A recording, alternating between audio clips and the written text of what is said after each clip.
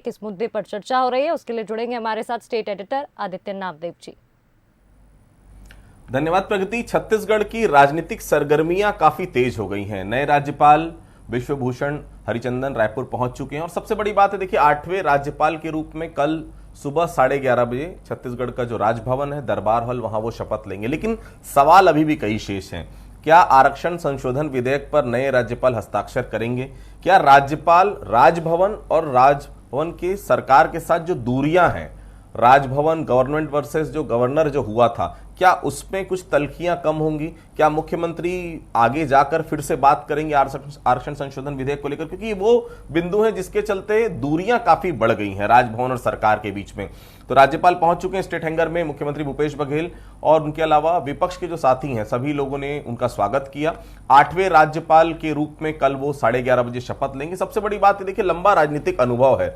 1934 का जन्म है, जनसंघ में रहे हैं, मीसाबंदी रहे हैं, राष्ट्रीय कार्य समिति के सदस्य रहे हैं, आरएसएस के, आंध्र प्रदेश के राज्यपाल रहे हैं और अब छत्तीसगढ़ के राज्यपाल की भूमिका वो निभाने जा रहे हैं। तो सवाल सबसे बड़ा यही है, राज्यपाल नए आए हैं लेकिन चुनौतियां वही पुरानी हैं। क्या कुछ चुनौतियां हैं? क्या ये चुनौतियां आने वाले समय में ठीक हो पाएंगी? क्या गवर्नर के साथ जो गवर्नमेंट के संबंध है वो मधुर हो पाएंगे? इसी विषय पर आज हम चर्चा करेंगे। चलिए चर्चा करने से पहले हम जान लेते हैं क्या कुछ कहा जिम्मेदारों ने, उसके बाद इस चर्चा को हम आगे बढ़ाएंगे।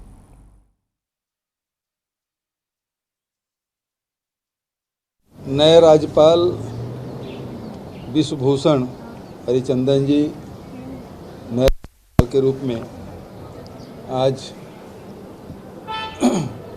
छत्तीसगढ़ की राजधानी रायपुर पधारे।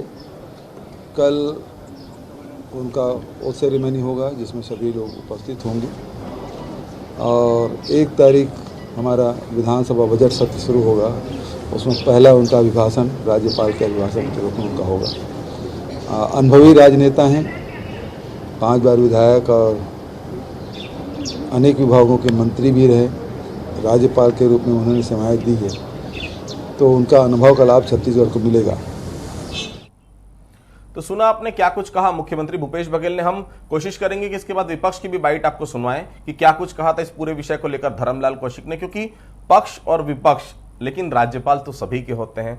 संवैधानिक मुखिया होता है राज्यपाल किसी भी सरकार का। चलिए हम बातचीत को आगे बढ़ाते हैं। दोपहर का दम हमारा आज का विषय है, नए राज्यपाल पुरानी चुनौती। हमारे साथ बातचीत करने के लिए 2 बेहद खास मेहमान मौजूद हैं। अमित श्रीवास्तव जी मौजूद हैं, केदार गुप्ता जी हमारे साथ मौजूद हैं। अमित जी, क्या लगता है, नए राज्यपाल आए हैं, उम्र भी काफी ज्यादा 89 है, लंबा राजनीतिक अनुभव, लंबा करियर, आंध्र प्रदेश के राज्यपाल, आरएसएस के में राष्ट्रीय कार्य समिति के सदस्य रह चुके हैं। उसके अलावा अगर मैं बात करूं 5 बार के विधायक, मंत्री रह चुके हैं, बहुत बड़ा पॉलिटिकल करियर, बहुत बड़ा नाम। क्या उम्मीद है नए राज्यपाल से कि आरक्षण संशोधन विधेयक पर साइन हो पाएगा और तल्खियां जो गवर्नर वर्सेस गवर्नमेंट चल रही है, क्या वो कम हो पाएगी? अमित जी, देखिए आदित्य जी, नए राज्यपाल विश्वभूषण हरिचंदन जी की छत्तीसगढ़ की पावन धरा में हम छत्तीसगढ़ की समस्त जनता की ओर से उनका स्वागत भी करते हैं और ये आशा करते हैं कि जिस प्रकार से अभी आपने बताया कि वो 5 बार से चिल्फा और भुवनेश्वर से एमएलए भी रहे, कैबिनेट मंत्री रहे, प्रदेश अध्यक्ष रहे और आंध्र प्रदेश के गवर्नर रहे, उनका एक लंबा राजनीतिक अनुभव है। और आपने जैसा कहा कि राजनीति का सफर उन्होंने 1971 में चालू किया, तब तो हम लोग पैदा भी नहीं हुए थे। मतलब उनका लंबा राजनीतिक अनुभव है और मुझे ऐसा लगता है कि उनके अनुभव को देखते हुए, क्योंकि वो संवैधानिक पद है और वो हमारे संवैधानिक अभिभावक है, तो मुझे ऐसा लगता है उनके अनुभव का लाभ और फायदा निश्चित तौर पर छत्तीसगढ़ की जनता को मिलेगा। और हम आशा करते हैं कि जिस प्रकार से छत्तीसगढ़ के हक और अधिकार के लिए उनका पूर्ण मार्गदर्शन और सहयोग हम सबको जरूर मिलेगा। और मैंने फिर आपके माध्यम से मैं कहना चाहता हूं, हमारी कभी भी गवर्नर हाउस से ना कभी लड़ाई थी।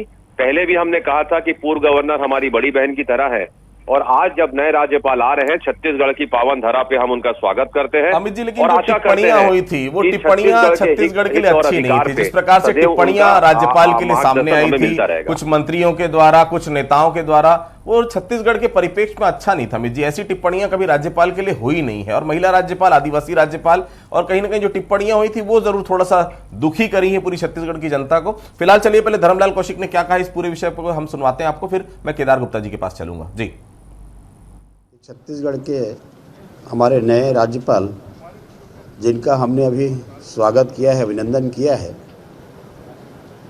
उनके जनप्रतिनिधि होने के नाते, प्रशासनिक पर मंत्री होने के नाते, जो एक लंबे जीवन के राजनीति के क्षेत्र में उन्होंने काम किया और काम करने के बाद में उनका जो जीवन का जो अनुभव है, निश्चित रूप से इस छत्तीसगढ़ के विकास में, छत्तीसगढ़ को नई दिशा देने में और संवैधानिक प्रमुख होने के नाते हमारे जो, मैं समझता हूं कि हमारी जो संवैधानिक स्थिति और मजबूत होगी इनके आने से।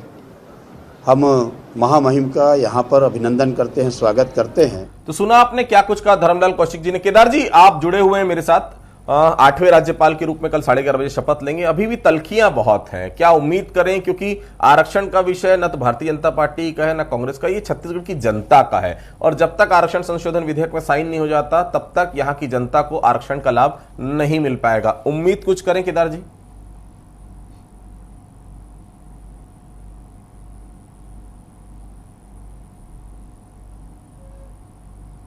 केदार जी, आवाज आ रही है?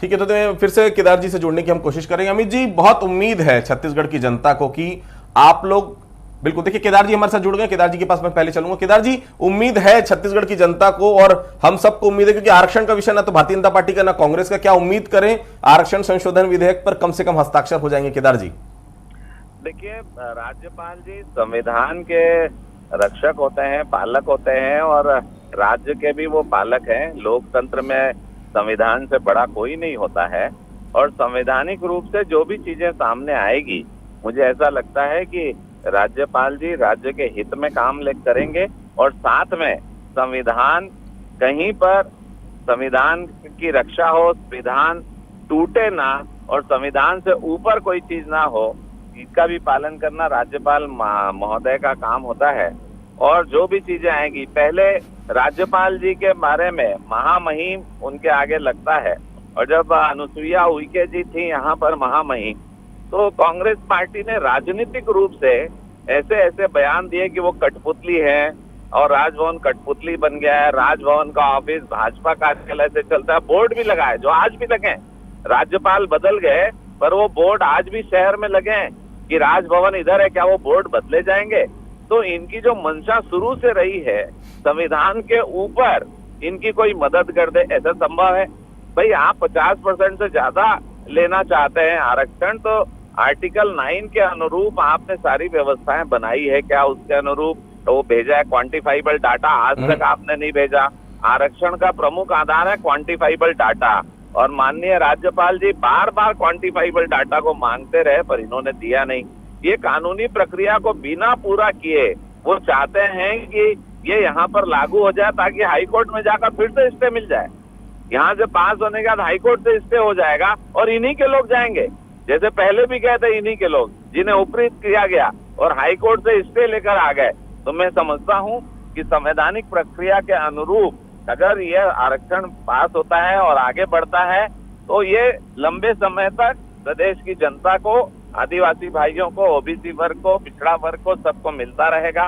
परंतु संविधान से ऊपर कोई नहीं है। मैं फिर से कहूंगा, तो चाहिए भूपेश बघेल जी की सरकार को कि संविधान के सम्मत होकर और साफ नीति और नियत से आदिवासी भाइयों को आरक्षण प्रदान करें, क्वांटिफाइबल डाटा सामने लाएं।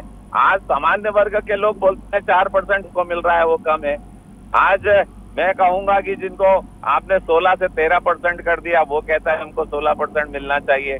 तो हर समाज की अपनी मांग है, हर जाति की अपनी मांग है जो कि जायज लगती है और इसलिए कहीं अमित जी, आप पेशे से वकील भी रहे हैं, काफी लंबा अनुभव भी आपको रहा है, क्या ऐसा नहीं लगता कि 58% अब असंवैधानिक है तो 76% संवैधानिक कैसे हो जाएगा? कोई बीच का रास्ता इसमें निकलना चाहिए। कम से कम दोनों दल मिलकर बैठकर बात करें, क्वांटिफाइबल डेटा सामने आ जाए तो वो रुकावटें जो आने वाले समय में कोर्ट कचहरी में अटक सकती हैं, क्या उन रुकावटों को पहले बैठकर दूर नहीं किया जा सकता? अमित जी, 56% और 58% जो भाजपा हमेशा से कंफ्यूज रही है, पूर्व मुख्यमंत्री जी ने भी वहां पर पहले कहा है, उनको जिस प्रकार से उनको जितना उन्होंने आरक्षण दिया था वो भी याद नहीं था। ठीक है, गलती हो जाती है, मानव त्रुटि है, लेकिन आपके माध्यम से मैं एक आदित्य जी कहना चाहता हूं, जनता देख रही है छत्तीसगढ़ की, और छत्तीसगढ़ की जनता जवाब देना भी जानती है। और भाजपाई लोग को समझना चाहिए कि एक तरफ तो वो कहते हैं हमने सर्वसम्मति से पास कराया, सर्वसम्मति से मतलब उनके भी विधायकों का सपोर्ट था,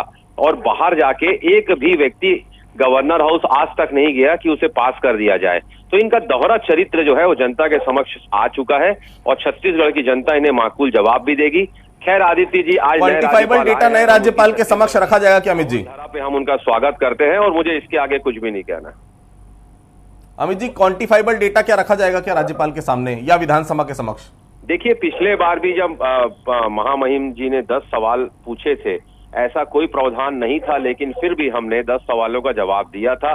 क्वांटिफाइबल डेटा रिपोर्ट अभी तक नहीं मिली राज्यपाल को। लेकिन मैं फिर आपके माध्यम से कहता हूं कि आज नए राज्यपाल आए हैं, हमारे संवैधानिक अभिभावक हैं, उनको राजनीति का लंबा अनुभव है, सारी चीजों का अनुभव है, और हमें पूर्ण विश्वास है कि उनके मार्गदर्शन और उनके सहयोग में छत्तीसगढ़ आगे प्रगति करेगा।